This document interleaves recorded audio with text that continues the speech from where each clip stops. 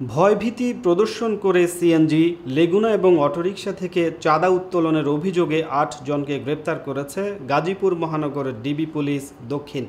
Staff reporter Shamima Khanam বিবির রিপোর্টে বিস্তারিত জানাচ্ছেন SKN রেশমা।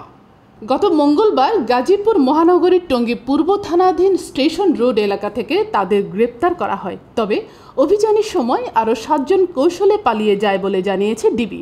চাঁদাবাজির এ ঘটনায় অটোরিকশা চালক হাশেম মিয়া বাদী হয়ে গ্রেপ্তারকৃত এবং পলাতক আসামিদের বিরুদ্ধে মামলা দায়ের করেন।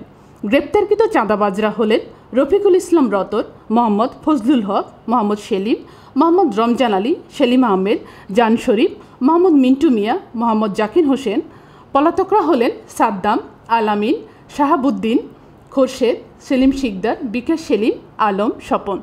গাজীপুর মহানগর ডিবি পুলিশ জানায়, চাঁদাবাজরা টঙ্গী স্টেশন রোড এলাকার সিএনজি, অটোরিকশা এবং লেগুনা চালকদের মেরে ফেলার ভয় দেখিয়ে ৫০ থেকে ২০০ টাকা পর্যন্ত চাঁদা উত্তোলন করে আসছিল।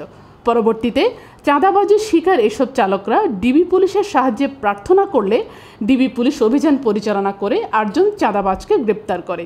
এ সময় আরও ৭ জন চাঁদাবাজ কৌশলে পালিয়ে যায়।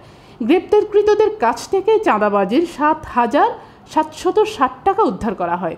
চাঁদার টাকার জন্য চাঁদাবাজরা উক্ত এলাকায় কৃত্রিম যানজটের সৃষ্টি করত বলেও জানায় ডিবি।